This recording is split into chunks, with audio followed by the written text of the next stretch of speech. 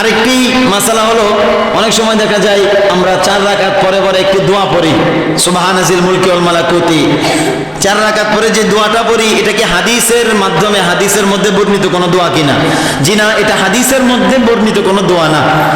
আমরা যে দোয়াটা পড়ি, এই দোয়াটা হাদিসের মধ্যে নাই। মুরব্বীরা যারা আছেন, মাথা গরম না করে বোঝার চেষ্টা করবেন।